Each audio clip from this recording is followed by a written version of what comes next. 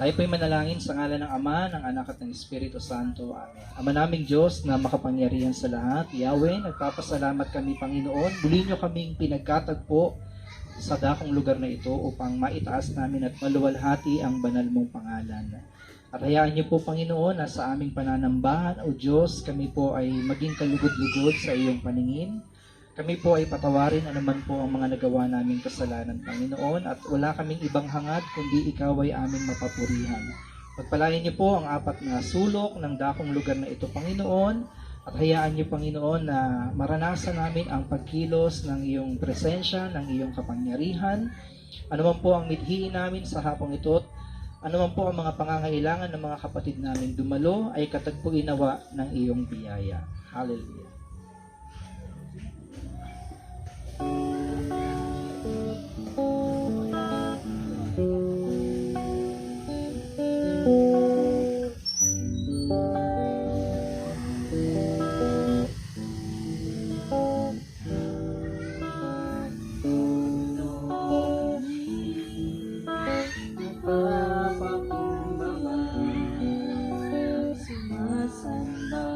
Sa isang Diyos, hinahanap namin karita ng iyong mukha, sumasamo sa iyong pagkilos, at sa himig na hain tanging dalangin. Kami katakot sa panarito kami. Narito kami, nagpapakumbaba, sumasamba sa isang Diyos. Hinahanap kami, karita ng iyong mukha, sumasamo sa iyong pagkilos, at sa himig na hain aming dalangin. Kami katakutin, iparanas mo, Panginoon, iparanas mo sa amin ang iyong kapangyarihan. Iparanas mo sa amin ang iyong kapangyarihan. Ang aming kaluluwa'y mapuspos ng lubusan, at sa aming kalagitnaan ay bumaba ang kalangitan.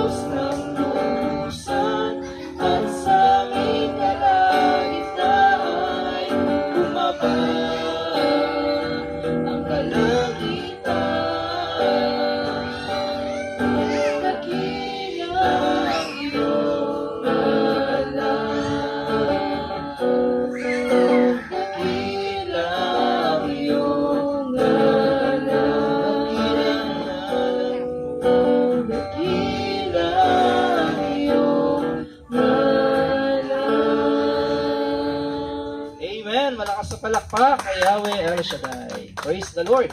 At tayo po'y sama-samang magpupuri sa ating Panginoon. Amen? Kami ang nagpatipon, Panginoon, upang sama-sama ka namin magpurihan.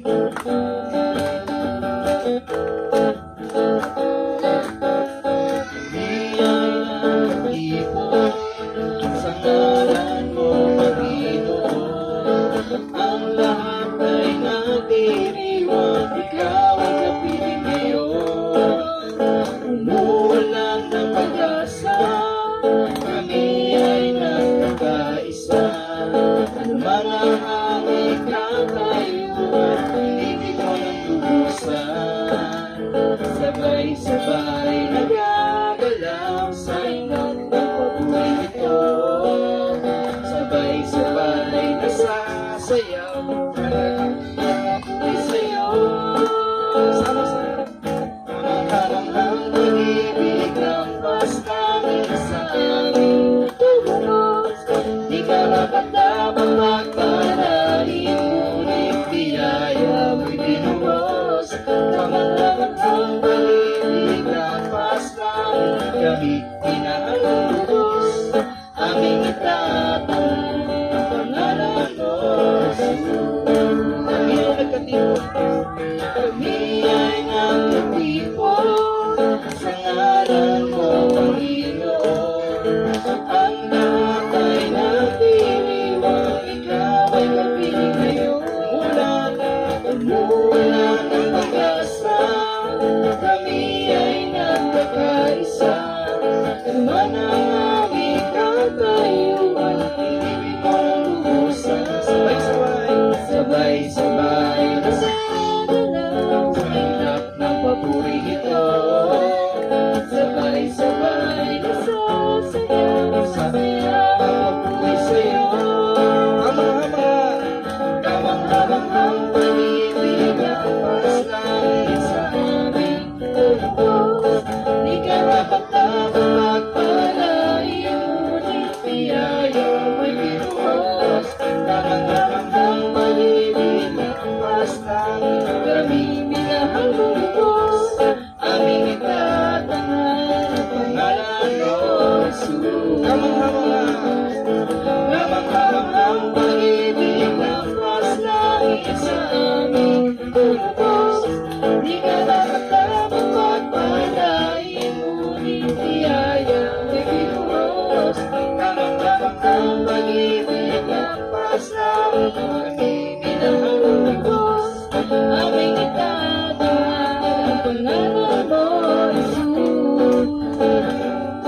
Aming itatangan ang pangalan mo, Jesus. Amen. Hallelujah. Palakpakan po natin ng malakas si Yahweh El Shaddai.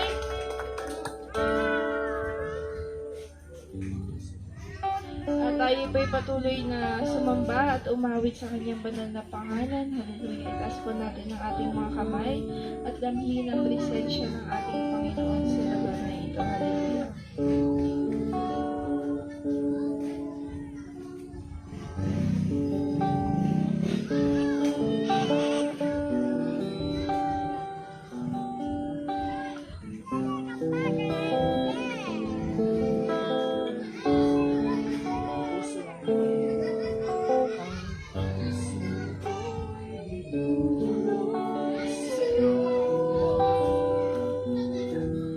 Nagpapakumbaba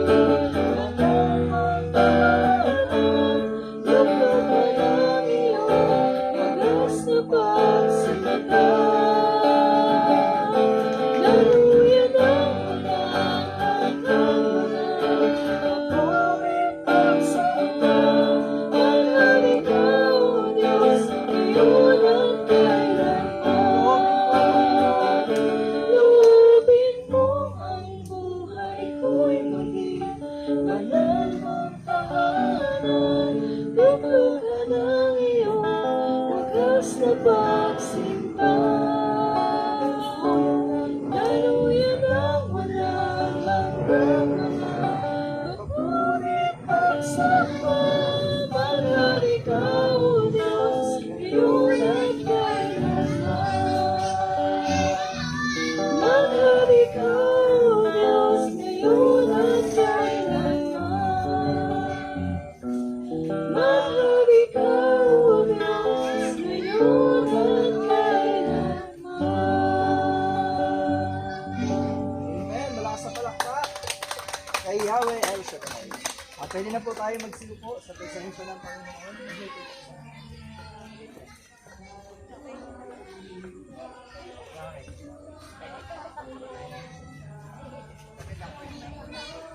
Amen. Okay ba kayo dyan? Sana wag umulan na. Yan at tayo po ay dadako muna sa ikalawang bahagi ng ating gawain. Bing, yayain mo yung nanay mo. In-invite ko yun eh. Yung nanay mo. Oo, napuntahin mo dito. Yung nanay niya. So okay ko sa awakin. Napuntahin yung mama mo. Bimang punta siya dito. At tayo po ay dadako muna sa pagpapatotoo. Siyempre, sino bang Sister Giselle, halika, magpatotoo ka muna. Ayan, habang nag-aanda ang ating teacher.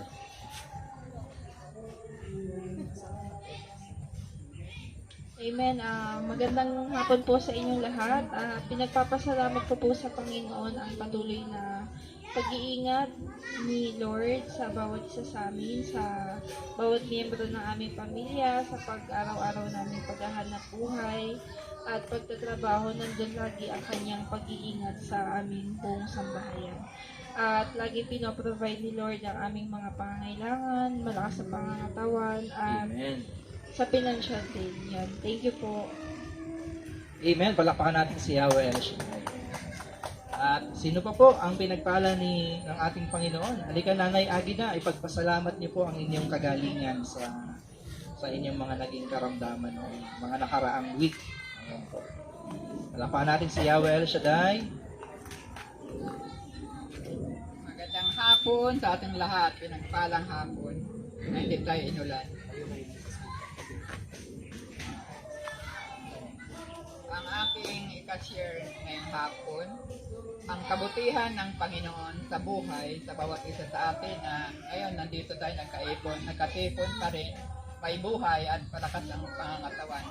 Salamat sa Panginoon sa divine protection sa buong linggo at divine provision sa araw-araw natin paminahanglan, i-provide niya at magandang kalusugan ay inaano niya.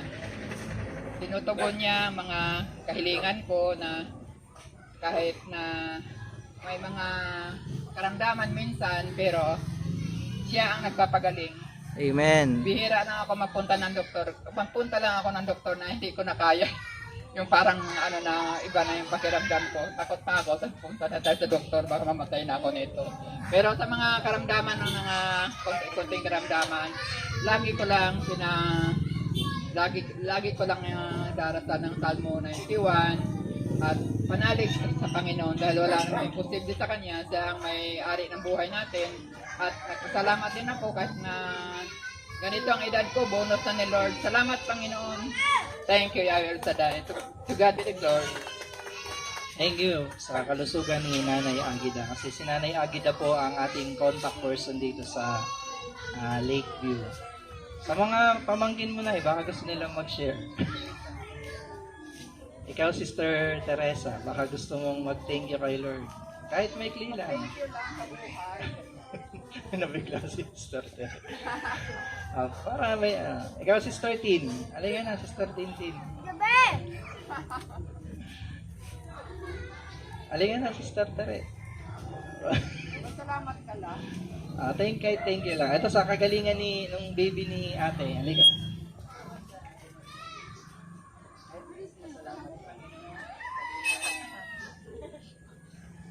Nagpasalamat ako sa anak ng apo ko na nagkasakit siya ng dalawang gabi na yun siya na na may laknat. Sabi ko nga ipacheck up na sa ospital.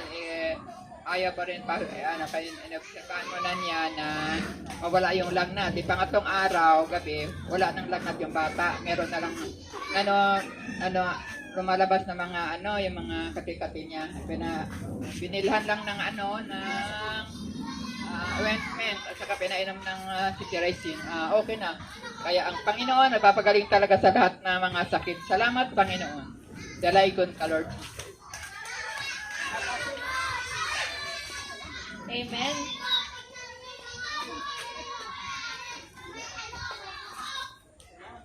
Salamat po kayo. Hi, good afternoon. Nagpapasalamat ako sa kay Lord dahil natapos na din yung mga pinaprocess ko dito sa Maynila. So, galing po ako ng probensya. So, nagbabaka sakali ako dito na makahanap ako ng trabaho or matapos ko yung aking pinaprocess na papers. So, thank God dahil natapos din at nagpapasalamat din ako sa mga ate ko na nagtutulong sa akin, kila nanay na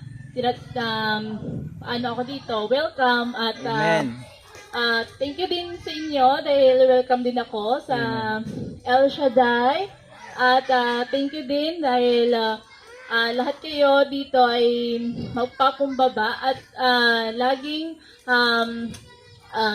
laging mayroon na sa puso nila na laging tinitignan talaga at inuuna talaga si Lord. Amen. Kahit na busy tayo, busy lahat sa mga gawain bahay or gawain mga trabaho natin, ay nilalaan din natin yung time natin kay Lord. Amen. Thank you.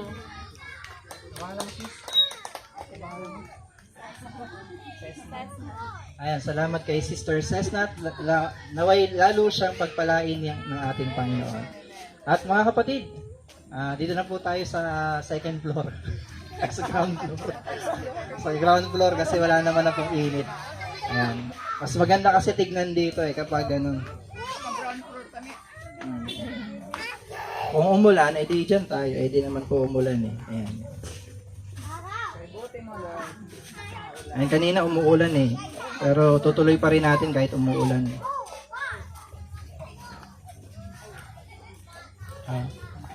El Shaddai.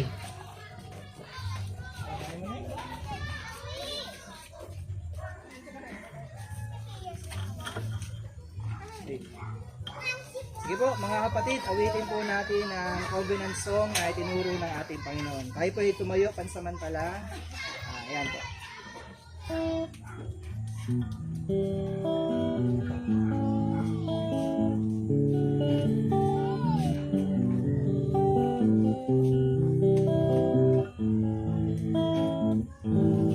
El Shaddai, El Shaddai, El Elyon Adonai. Age to age, you're still the same.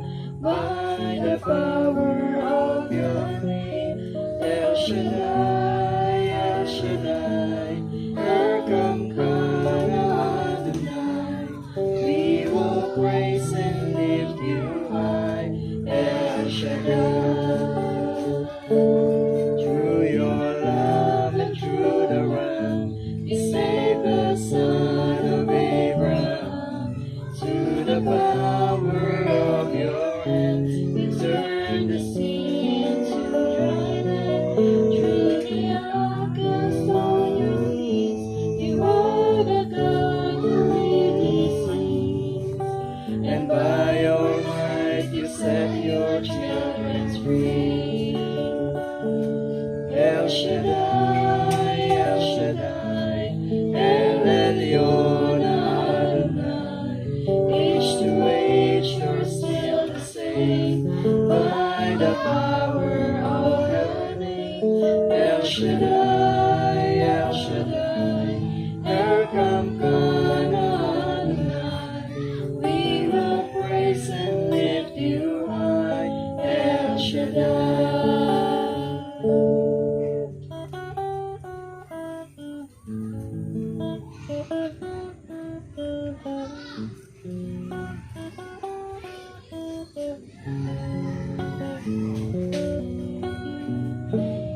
Through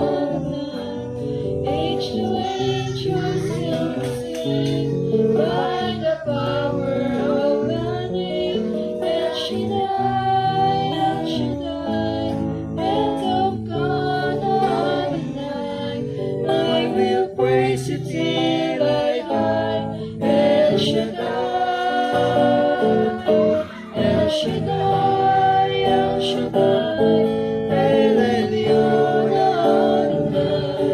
Age to age you're still the same, by the power of the name. El Shaddai, El Shaddai, Elyon Adonai.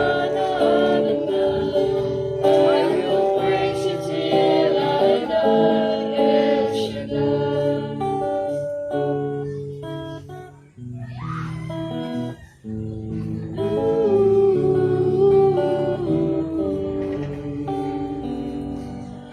I will praise you till I El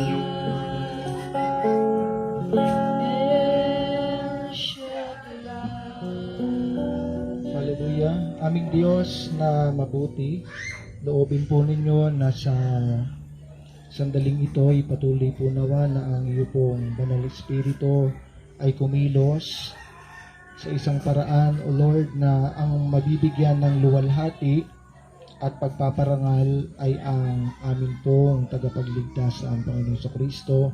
Samahan nawa ang abang lingkod mo, kalooban mo po siyang maganap, turuan mo po siya at i-bless mo po ang lahat ng mga nag-alay ng oras upang ikaw ay kanilang sambahin at makapakinig ng iyong salita. Pinagkakatiwala po namin ang lahat ng ito at binabalot namin ng iyong kabanal-banalang dugo. Sa pangalan ni Jesus ay aming dalangin. Sa ngalan ng Ama, Anak, Espiritu Santo. Amen and amen. Atin pong, okay lang po ba? Palakpakan natin po ang ating Panginoon. Amen. At bali ako lang naman po ang tsak magbubuklat. Makikinig na lang po kayo. Okay po.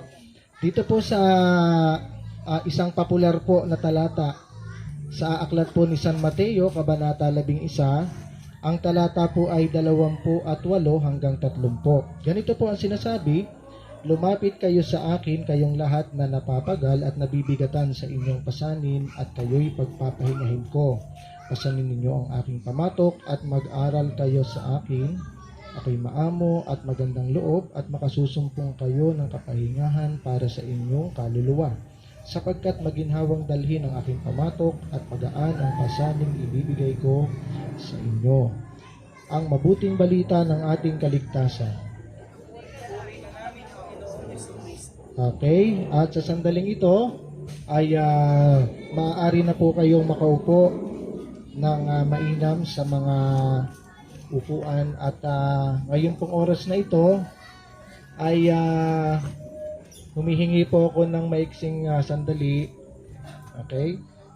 At hayaan po ninyo na makapagbahagi ng maiksing panayam upang patuloy po ang Diyos na magsalita at mangusap sa atin at maipaalam ang inyong kalooban.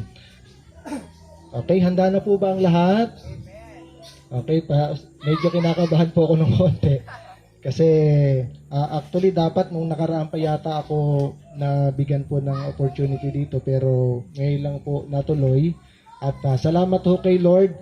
Una, dahil po isang pagpapala po na mayroon pong isang tao na nag-i-initiate na gawin po ang ganitong gawain, which is hindi po nagagawa ng iba na mananampalataya. So blessing din po ito para doon ho sa sa family member ng nanay Agila po ba? Alam nyo, may Agila din po kaming preacher. Pero nandito pala yung babaeng Agila. Okay, ayan. So salamat po sa Diyos at nakaka-bless po kasi mayroon pong tao na nagmamalasakit para po sa kapakanan ng kanilang kapwa. Okay, ngayon po, sandaling ito ay hayaan po ninyo na ibahagi ko ang isa pong bagay na napakahalaga po sa buhay po ng lahat ng tao, mga kapatid kay Kristo. Sino po dito may trabaho? May trabaho? Bali naghahanap pa lang. Okay, naranasan nyo na magkatrabaho, ano po? Naranasan nyo na ano po, magkatrabaho. Okay, ano po ang isang bagay na paborito ng mga nagtatrabaho? Maliban sa sweldo. Break time. Maliban sa, aside from break time. Maliban sa sweldo kasi bonus. Ano pa mga kapatid? Pag dumating ang araw na ito, ang sarap ng pakiramdam. Alam niyo kung anong yon? Rest day. Ayan. Lalo kami mga estudyante na nag-aaral pa. Kapag pag sinabi ho ng teacher o sa ganitong araw walang pasok.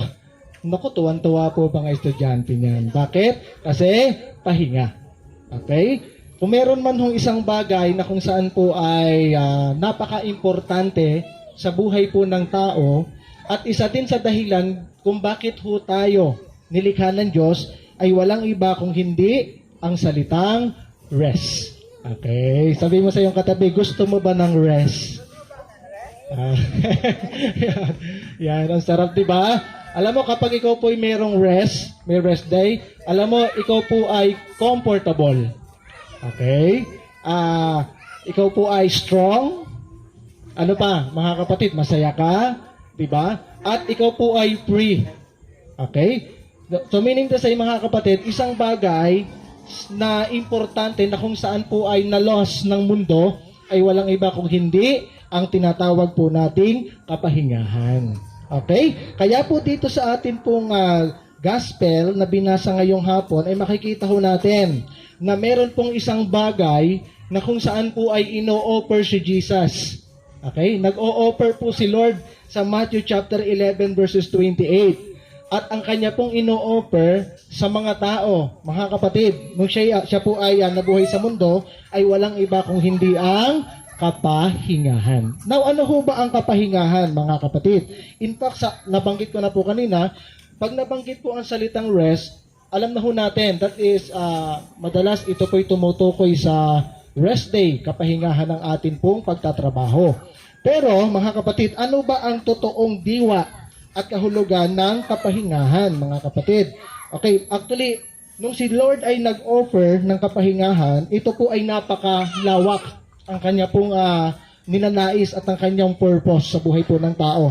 Sapagkat kung meron man pong pinaka-best rest, okay, ito po ay walang iba kung hindi yung tinatawag po nating rest from every mental, o kumbaga, ito po ay kapahingahan sa iba't ibang uri na gumugulo at nagpapahirap sa isipan po ng tao.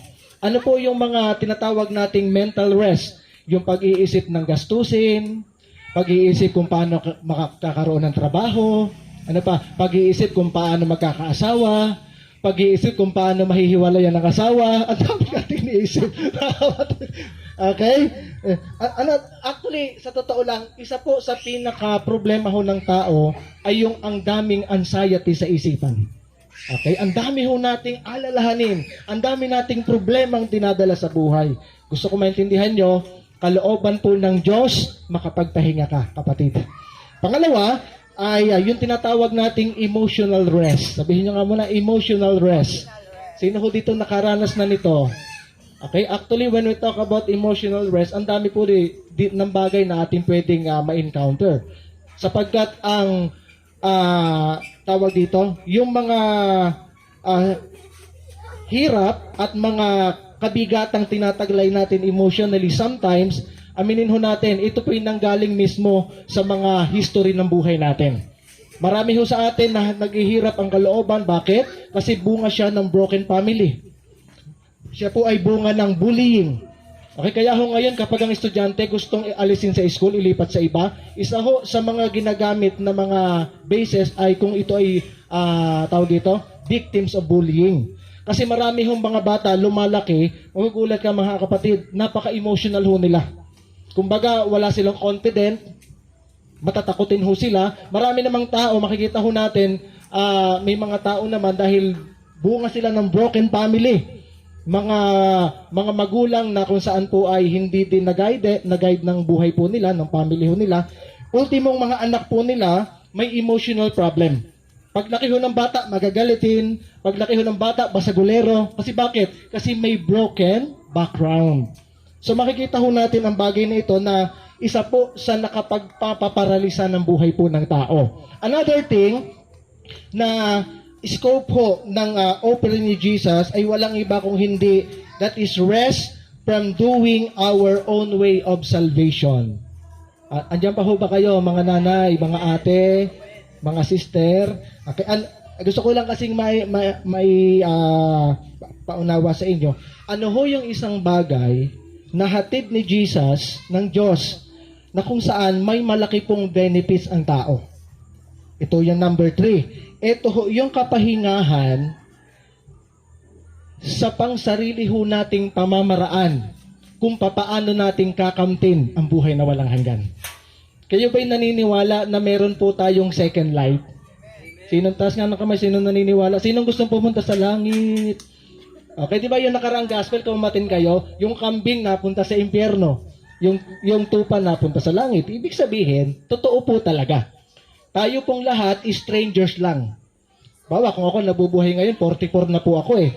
Meaning to say, kung ako po ay mabubuhay ng 75 years old, ilang taon na lang po nalalabi? Konti na lang. Halos mga 28 na lang. Diba? Ang iksi na lang. The question is, after ng buhay kong ito, saan ako mapupunta?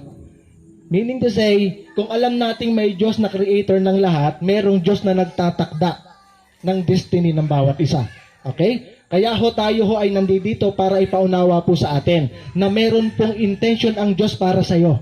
Hindi aksidente na nandito ka. Bakit? Kasi meron siyang purpose para sa iyo. Ano ang purpose niya? Hindi lang ho para dito na makahanap ka ng magandang kabuhayan, kung hindi, mas higit pa ang kanyang layunin. At ano ang layunin niya? Na balang araw, after ng iyo pong buhay at existence dito, matikman mo ang pinaka-the best na lugar para sa iyo. At ano po ayon? Ito'y walang iba kung hindi ang kaharian ng ating Diyos. Amen ba? Palatakan natin ang ating Panginoon. That's why God is offering a rest from doing our own way of salvation. Okay, sabihin nyo nga po, kaligtasan. Tingnan po natin. Kaya ho, mga kapatid kay Kristo, na ito yung importanteng bagay. Ano ho ang nagbibigay kay Jesus? Okay, I mean what makes the Lord Jesus a source of rest? In fact, dito sa gospel ay makikita ho natin na nung siya po ay nag-proclaim ng message, He offer a perfect rest for every human being. Nag-aalok siya at ang hatid niya ay kapahingahan. Meaning to say, lumilitaw kung meron mang isang bagay na alam ang Diyos na meron po na kondisyon ang buhay ng tao, ay walang iba kung hindi ang buhay na walang kapahingahan. Okay? Andiyan pa ho ba kayo? Okay? Maaaring sa tingin mo, ang ganda ng itsura niya. Pero mga kapatid, hindi ho natin pwedeng pagbasihan ang ganda ng postura. Tandaan po natin mga kapatid, sapagkat ang kapahingahan ay may totoong inilalarawan. What makes Jesus a source of rest, mga kapatid? Anyway, ang topic ko po pala, Jesus, the ultimate source of rest. Okay?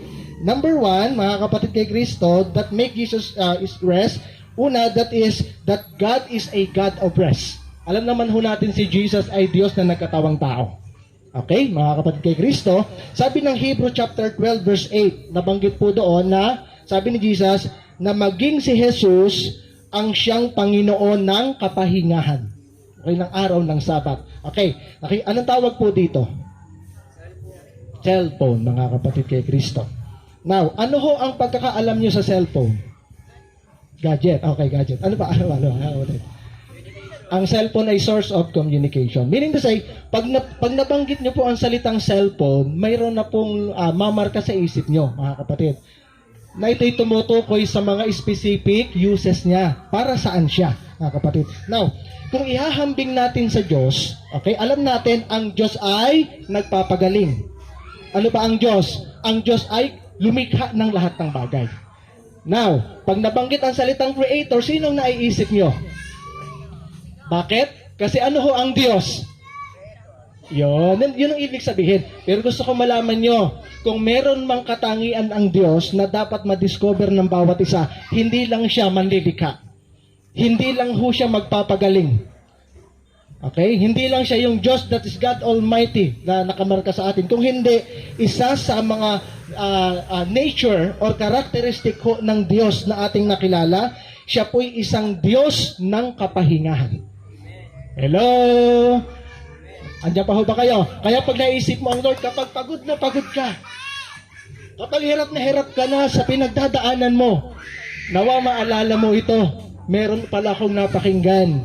Meron pala akong pwedeng takbuhan. At sino yon? May kapahingahan. Si Lord Jesus Christ. Amen? Palakpakan natin si Jesus. Pangalawa, that make Jesus a source of rest, His love and compassion. Everybody say love and compassion. Naranasan niyo na pong mga muhan. Ako naranasan ko na po. Ano po ang, para sa inyo, ano po ang karakteristik ng isa pong amo na kung saan po ay nagugustuhan ninyo? Mabait? Bakit, matanong ko kayo, bakit gusto niyo ng mabait? Kasi pag gusto mong humingi ng budget. At least pwede, di ba? Kumbaga pag gutom ka, at tanongin, baka gutom ko na, magpahinga ka muna. Di ba? O, kumustahin ang pamilya mo? O, kumusta ang pamilya mo? May kinakain pa ba sila? Pwedeng ganon. O, baka naman wala na silang panggastos. O, pwede ka munang bumali. Okay? Ibig sabihin, mga kapatid, when it comes to the, to the side po, sa aspect na kung saan po ay, ang isang empleyado ay naghahanap ng comfortable na hanap buhay, isa po sa isinasaalang-alang niya ay ang kanyang employer. Tama? Kasi actually, kahit po sa mga OFW, marami hong OFW ang napeke na po, na scam. Bakit po? Kasi akala nila yung kanila pong employer mabait. Ang problema, pagdating ho doon, kabaliktaran ho pala. Umuwi silang walang sahod, nagtrabaho silang walang kain, nagtrabaho silang minamaltrato. So sa madalit salita, may malaking factor po pala sa buhay ng tao ang tinatawag po nating superior o yung tinatawag po nating maghahandle po sa atin upang tayo ay mapanatag. Okay? Ano ho ang karakteristik ng isa pong employer na hinahanap natin? Sabi ng kapatid natin, mabait. Okay? Gusto ko maintindihan nyo kung anong klase pong Diyos ang pinuntahan nyo ngayon dito. Ano hong klase siyang Diyos? Hindi lang siya creator, hindi lang siya all-powerful, kung hindi isa po sa katangian ng Diyos na pinapakilala sa atin ay isang Diyos na mapagmahal. Isang Diyos na mapagmalasakit. Sabi ho dito sa ating binasa ay napakaganda. 29, pasanin ninyo ang aking pamatok at mag-aral kayo sa akin. Ako'y maamo. Sabihin nyo nga muna, maamo. Nakakita na kayo ng maamong tao. Yung pang kahit galitin mo, kalmado pa rin. Meron ho kaming kasamang preacher na ganyan. Yung pangalan niya bagay sa personality niya. Ang pangalan niya ay Sopronio, ang apelyido niya ay Bulambot. Kaya po pagkausap mo, hello Brad, kamusta ka na Brad? Naglaro po kami ng basketball, no? Mayroon kaming liga. Sabi nung katabi niyang cheerer, "Huy Brad, mag-cheer ka naman, sabahan mo naman kami." Eto na, nag-cheer siya, sabi niya, "Hoy brother, shoot." Pinakatsa sabi niya, "Ay, hindi na shoot." So, ito po yung karakteristik ni Jesus, mga kapatid. In fact, mga kapatid, kung titingnan ho natin sa whole history ng kanya pong missionary time, makikita po natin kung paano niya ina-approach ang tao. Diba sabi ng Bible, siya po ay kadamay ng mayroon pong mga kabigatan. Kapag ang tao po ay nasasaktan, siya ay nasasaktan din. Ibig sabihin, ang characteristic ni Jesus as a rest. Bakit po siya source of rest? Kasi siya po ay compassionate. Isang mapagmahal na Diyos. Meaning to say, pag natagpuan mo si Jesus, kapatid, nakatagpo ka ng perfect master ng iyong buhay. Pangatlo, mga kapatid kay Kristo, what makes Jesus as a source of rest because He sacrificed His life on the cross. Sabihin niyo nga muna salitang sacrifice. Okay? Ano po ang ibig mong sabihin, brother? May connection po ba, mga ate, mga nanay, ang rest mo sa kanyang paghihirap? Of course, yes. Ano po ang connection? Sapagkat sabi ng Colossians chapter 1 verse 14, basahin ko po sa inyo Colossians chapter 1, verse 13 and 14. Sabi dito, iniligtas niya tayo sa kapangyarihan ng kadiliman at inilipat sa kaharian ng kanyang minamahal na anak. Sa pamamagitan ng anak, tayo'y pinalaya. Pakisabi nga po, pinalaya. Okay? Dito po tingin na. Ano po ang isang bagay na kung saan po ay nagbibigay ng kapayapaan sa buhay ng tao kapag malaya ka? Hello, halimbawa, sakal ka na sa asawa mo, biglang kinuha ni Lord. Ano sabi mo? Ay, salamat, malaya na ako. Okay, di ba? Malaya. Tandaan mo natin, si Lord na nagbibigay ng rest. Sabi ho dito, mga kapatid kay Kristo, tingnan natin ha, nawala. Uy, bumalik ka. Okay? Iniligtas niya tayo sa kapangyarihan ng kadiliman at inilipat sa kaharian ng kanyang minamahal na anak. Sa pamamagitan niya ng anak, tayo'y pinalaya at pinatawad sa ating mga kasalanan. Okay. Now, ano ho ang point ho dito, mga kapatid kay Kristo? Why Jesus is a source of rest. Sino ho dito ang gustong mapunta uli ng langit? Taas ang kamay. Paano ho kayo pupunta sa langit? Ano po? Pag namatay. O nga naman. Tama ka lang, galing mo. Pag namatay ka, pupunta ka sa langit. Pero alam niyo, may kasabihan tayo lupa man ay langit na rin. Di ba? Ang point ho ay, papaano mo matatamo, yun hong kanyang inihanda para sa'yo.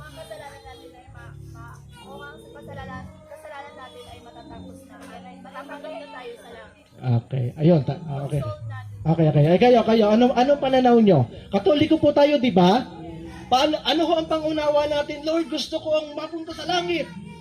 Alam nyo, ang isa po sa mga, actually, pare-pares na naman tayong Katoliko. Isa po sa mga nakagisnan ho natin na pagkakaintindi, para mapunta ka sa langit, gumawa ka ng mabuti. Tama ano po? Pag ikaw day gumawa ng mabuti, nagpakabanal ka. Okay? Nagpakabait ka. Langit ka. Okay, matanong ko po kayo, sino ditong hindi nagkakamali? So, lumalabas, hindi po tayo qualified. Hindi ka pwede. Diba? Actually, ako pa lang ho kanina, nagkamali na ako Imagine niyo, galing kong magsalita sa inyo, pero nagkamali ako. Pero kung ako tatanungin niyo, ligtas ba ako? Papupunta ba ako doon? Siyempre, sagutin ko, oo. Oo. Pwede niyo sabihin sa akin, bro, nagkamali ka, hindi ka karapat dapat doon. O pwede niyo akong husgahan. Base sa konsepto ng inyong kaligtasan. Yun ang pananaw nyo. Pero gusto ko lang kung ipaunawa sa inyo to make it clear para ho tayo ba ay magkaroon tayo ng tinatawag po nating 100% na pag-asa sa kanyang inaalok po sa atin. Okay? Sapagkat sabi ko po kanina, kung meron man pong rest na kanyang ino-offer sa atin, ito yung kapahingahan sa atin pong self-initiated way of salvation. Kasi bakit? Alam ho natin, tayong lahat nagnanasa tayo ng buhay na walang hanggan. Pero sa totoo lang, sa klase ng buhay na meron tayo, wala sa ating papasa. Tama. Ano ho bang klaseng buhay meron tayo? Hindi ho ba tayo buhay na makasalanan? Lahat ho tayo produkto ng rebellion. Kaya ho tayo may attitude ng pagiging rebelde. Imagine niyo ang bata, hindi pa po, hindi pa po marunong kumain. Marunong na siyang magrebelde. Bigyan ko kayo ng kalimbawa. Yung anak ko, hindi si Kambal. Pag umiyak yon, pag sinabi kong tumahan ka, lalo niyang nilalakasan ng iyak. Ibig sabihin, aminin ho natin, lahat tayo ay fruit of rebellion. The fact ho na tayo may mga ugali na palasuway, palatandaan po na tayo po ay hindi entitled sa Kingdom of God. Pero ito ho yung sinasabi.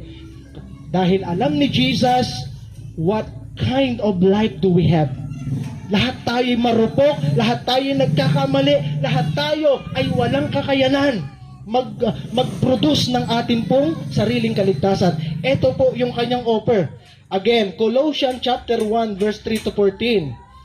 Okay? Sabi ho dito, mga kapatid, iniligtas niya tayo. Listen, makinig ko kayo ha. Ang sabi, iniligtas, past tense. Tapos na po ang ginawa. Sabi ito, iniligtas niya tayo sa kapangyarihan ng kadiliman at inilipat sa kaharian ng kanyang minamahal na anak. Sabihin nyo nga, inilipat. Okay? Sabi ho ng 14, sa pamamagitan ng anak, tayo'y pinalaya. Paano daw tayo lumaya, mga kapatid? Sa pamamagitan ng anak. Tapos sabi dito, at pinatawad. Pakisabi nga po, pinatawad. Ibig sabihin, mga kapatid, ang pagpapatawad, naganap na. Pinatawad eh. Ibig sabihin, if ever na magkamali ka ngayon as ay believers, mga kapatid kay Kristo, hindi ho po pwede na baguhin po noon ang statement ng Bible. Kasi ang Bible po nananatiling kung ano ang kanyang proclamation, yun na po yun. Okay? Mga kapatid kay Kristo, ikaw na tumanggap ng kalayaan, kapatawaran, dapat mong malaman, you are forgiven indeed. Okay? Sabi ho dito, pinatawad sa ating pagkakasala. Ano ho ang gusto mong iparating? Sabi ko nga po sa inyo kanina, lahat po tayo ay nag-a-admire ng life eternal. That's why ang daming itinuturo po sa atin ng mga formula. Ganito ang gawin mo para ikaw ay maging righteous, para maging mabait ka. Kasi bakit? Ikaw ay mapupunta sa kaharian ng Diyos. Pero alam nyo, dapat nating maintindihan ang katotohanan. Sapagkat ang katotohanan, si Lord Jesus ay nagkatawang tao, inialay ang buhay sa krus ng Kalbaryo, namatay at muling nabuhay. Alam nyo kung bakit? Sapagkat yun ang substitute sa mga imperfect righteousness na ginagawa po natin. Bakit ho? Sapagkat sa pamamagitan ng kamatayan na yon, hindi na ho natin maging basis ang kaligtasan sa pamamagitan ng own personal righteous work. Kung hindi, halimbawa, ikaw nandito ngayon, di ba tinanggap niyo na po si Lord? Sino ba yung Nanay Aguila? Kayo po ba? Okay, ano ba? Aguila. Sorry. Okay, ito. Na kay Lord kayo, kay El Shaddai. Salamat to. Kasi yung ginagawa ninyo, palatanda ang mananampalataya na kayo. Nasa inyo na si Lord, ano po? At kayo ay ligtas na. So lumalabas. Kung ikaw po ay tumanggap na, nang naniwala ka sa ginawa ni Jesus, meaning to say, ang ginagawa mo ngayon na gawain na patungkol kay Lord, ay hindi isang gawain para ikaw ay maging matuwid. Hindi mo yung ginagawa para patawarin ka. Hindi mo yung ginagawa para pumunta ka ng langit. Ang tanong, bakit mo ginagawa yan? Kaya mo ginagawa yan sapagkat yan ang bunga, okay? That is your return for the love of God. Dahil naranasan mo, Lord, ako'y makasalanan, binigyan mo ng katiyakan ng buhay ko. Ngayon, itong ginagawa ko ay isang uri ng pagpapasalamat. Hello?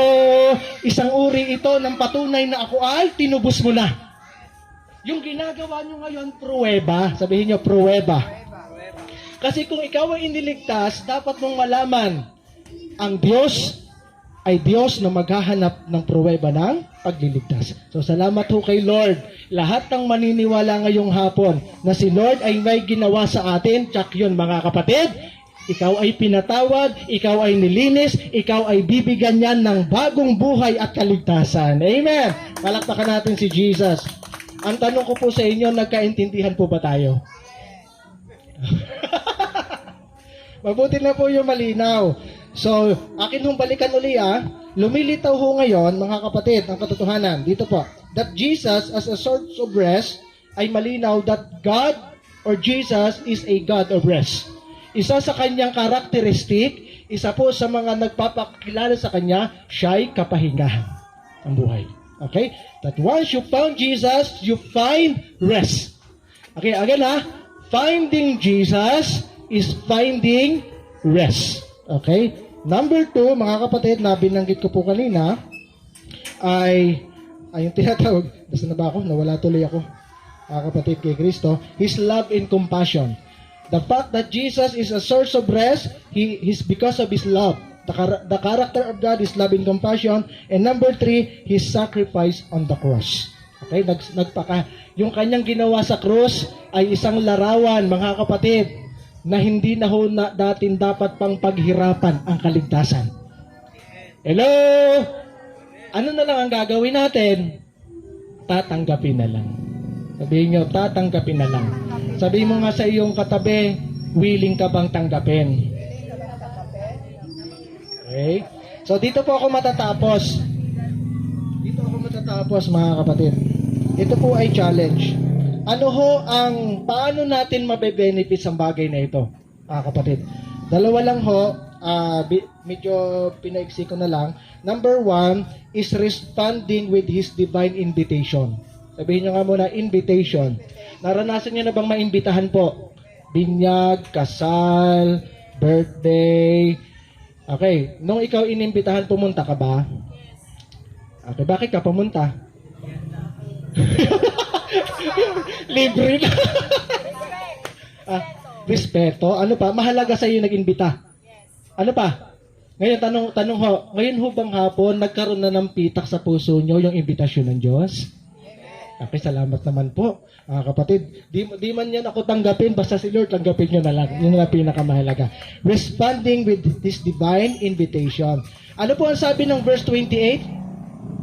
Ito, akin lang kung basahin lang. Sabi dito, lumapit kayo. Pakisabi nga po, lumapit. Okay, para daw ma-benefit, lumapit kayo sa akin. Sino daw? Lahat ng napapagal at nabibigatan sa pasanin. At anong sabi dito? Kayo'y pagpapahingahin ko. Ang problema, paano ka tutugon, paano ka lalapit kung hindi ka naman naniniwala?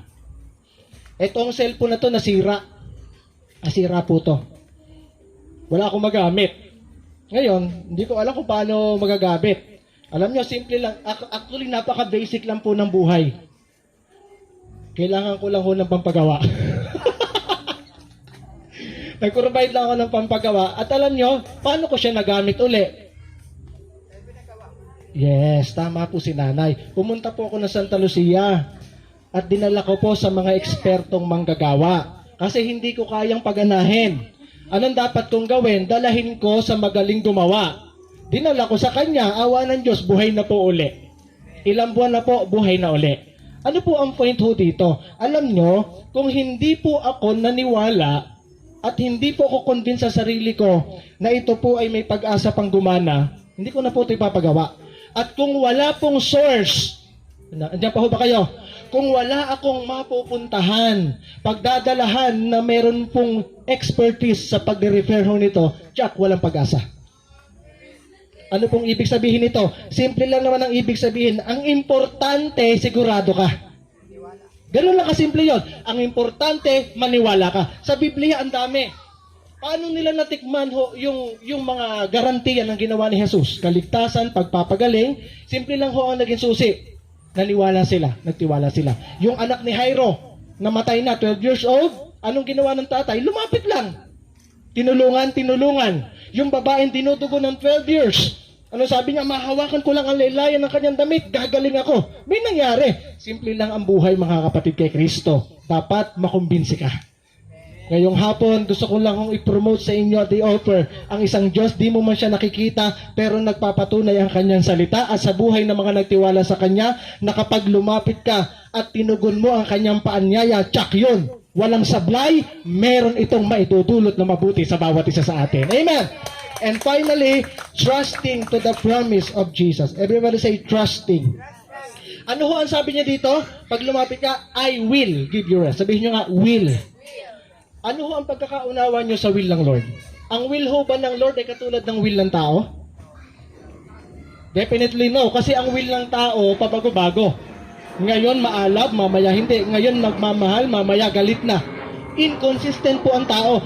But God remain forever. Unchangeable po ang Diyos.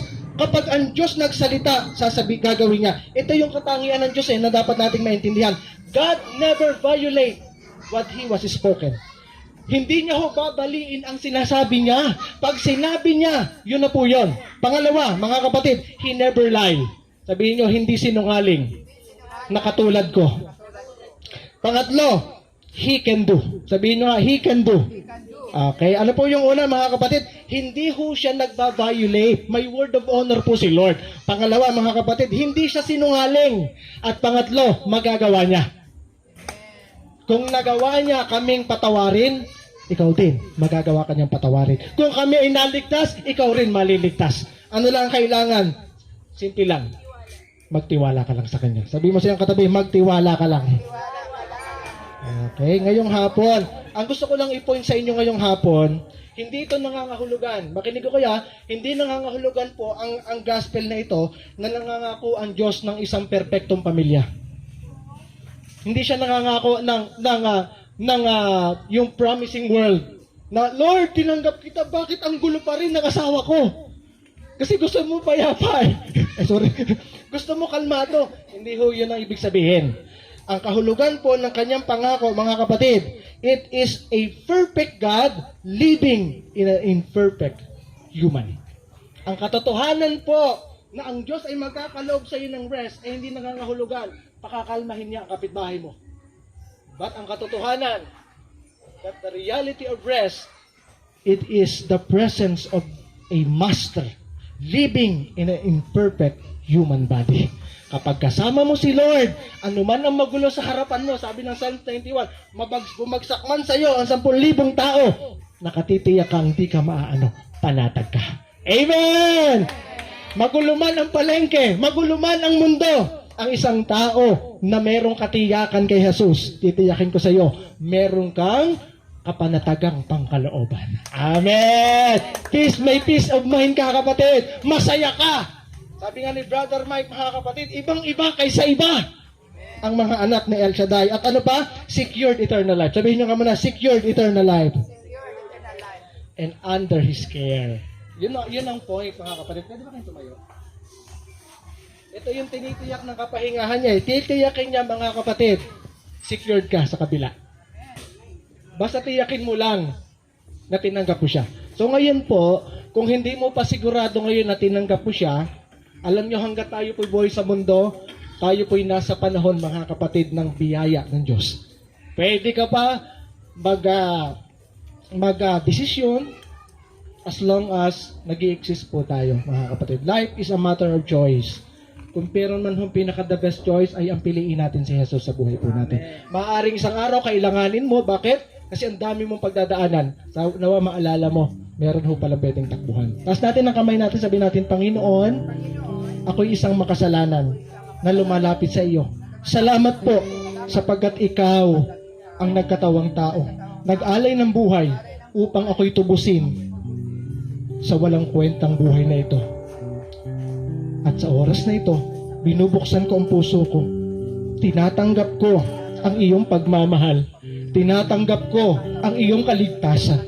Tinatanggap ko, Panginoon, ang alok mo na kapahingahan sa akin. Inaangkin ko ito na mararanasan ko ito ng personal sa buhay ko. In Jesus' name, Amen. Amen. Sama-sama tayong lumapit sa Kanya.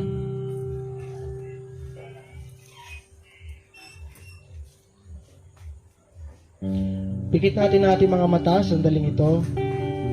At si Lord ngayon ay personal na kumakatok po sa atin.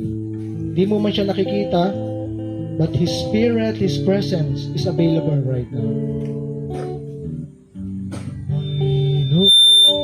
Malapit sa'yo ang puso kong lumisan, ikaw ang tanging pag-asa.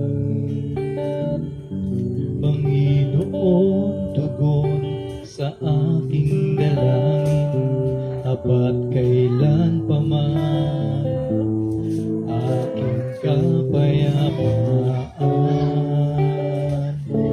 Pangako mo'y aking panghahawakan, pangako mo'ng tangi kong sandigan, pangako mo'y tapat, at pangailanman ako ay di iwan o papabayaan man. Pangako mo'y aking panghahawakan. Hallelujah.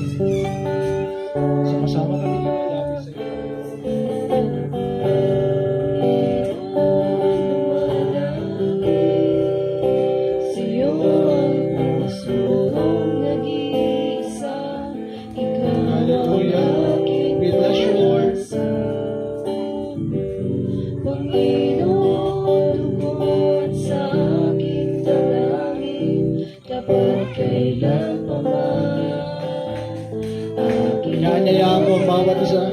Right now, just open your heart. Believe in your heart. Maniwala ka na kapag tumawag ka sa Kanya, hiningi mo ang Kanyang patnubay, ang Kanyang assistance, ang Kanyang tulong. Hallelujah. God will be there. And also, He is with you. Hallelujah. Hallelujah. Hallelujah. May ginagawa po si Lord ngayon, personally sa iyo kapatid. Ang naking kailangan mo buksan ng puso, damahin ang Kanya pong pagkilos at presensya. Magpakailanman ako ay di iiwan. Yes, Lord. Pangako mo'y aking panghahawakan. Praise the Lord. Tunay nga pong mapangahawakan namin ang iyong mga salita, ang katotohanan, Lord, that you are a God of rest. Magpakailanman ako ay di iiwan o pababayaan man, pangako mo'y aking panghahawakan. Ako ay di iiwan o pababayaan man, pangako mo'y aking panghahawakan. Ako ay di iiwan o pababayaan man, pangako mo'y aking panghahawakan. Ngayong oras na ito, maaring meron ho sa inyo dito na hindi mo expected, mga kapatid, na meron kang mga may encounter na mga issue ng buhay na hindi mo minsan makarry. At hindi ko man ho kayo kilala ngayon, maaring may pinagdadaanan kayo ngayon, maaring meron sa inyo dito may problema kayo sa family, finances, o anumang problema na minsan nahirapan ka matulog, parang nababatter ang kalooban mo, lalo na yung future mo, lalo na kung ano sasabihin ng kapwa mo against you. Ngayong oras na ito, hayaan mo na si Jesus ay personally na maging assistance ng buhay mo, to help you to carry everything, na ikaw ay lalakad, ikaw ay mabubuhay at maghahanap buhay, na talagang tatayo kang kumpiyansa sa iyong pagkatao. Dahil alam mo may Diyos kang kasama. Right now, patuloy kang yumuko ang ulo at pagpe-pray ko po kayo. Sandaling ito. Ako'y lalapit sa inyo, papatungan ko na lang po ang kamay nyo para may pag-pray kayo. And just feel the presence of God. Hallelujah. Hallelujah. Ano man po pa? In the name of Jesus, receive right now. Tanggapin niyo po ang kapahingahan nagmumula sa Diyos sa galing ito. Tanggapin niyo po ang kapahingahan sa pangalan ng Jesus.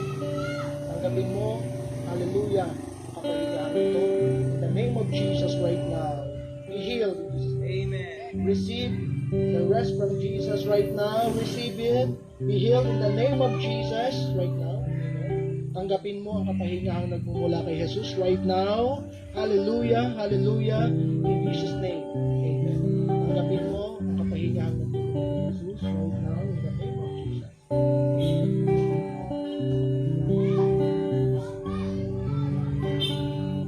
Amen. At habang nakapikit po kayo, ay ako po'y magpe-pray para sa inyo. Aming Diyos, nagpapasalamat kami sapagkat ang pangako mo'y totoo, na kami po ay iyo pong gagabayan at tutulungan, at ang purpose nito ay ang iyo pong accomplishment sa cross. Simbolo ng pagmamahal at malasakit mo sa humanity. Thank you so much sa mga bigay ng kanila pong time para makapakinig. And I pray, Lord, that from now on, ano man po ang mga kanilang pang-araw-araw na buhay, Lord, I pray that the Holy Spirit will always remind us, Lord, meron palang Jesus na pwede pong makatulong po sa amin. At kami magpapatuloy na magtitiwala sa iyo sa araw-araw ng buhay. Bless mo rin po, Lord, yung naghahanap ng hanap buhay. Bless mo rin po, Lord, anuman ang mga family issues po nila at lahat po na may pangangailangan dito, Lord, sa kanila pong kabuhayan, I pray right now for your miracle in the name of Jesus. Hallelujah. Dinideclare ko pa ngayon ang himala mo'y tumaloy sa kanilang pangangailangan. We claim it. Ang kinin mo kapatid, ngayong oras na ito, may ginawa si Jesus sa buhay mo. Kaya aming dalangin sa ngalan ni Jesus at ang lahat ay magsabi ng Amen. In the name of the Father, the Son, and the Holy Spirit, Amen. Pagpalain ho kayo, taglay ho natin si Jesus ang ating kapahinga. Amen.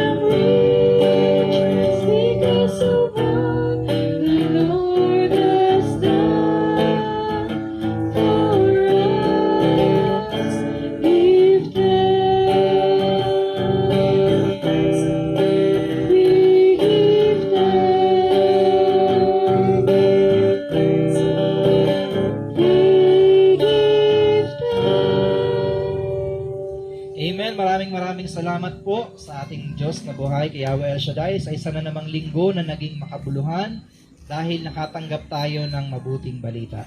At salamat din po kay Brother Marco na ginamit ng Panginoon mightily and boldly ngayong hapon ito.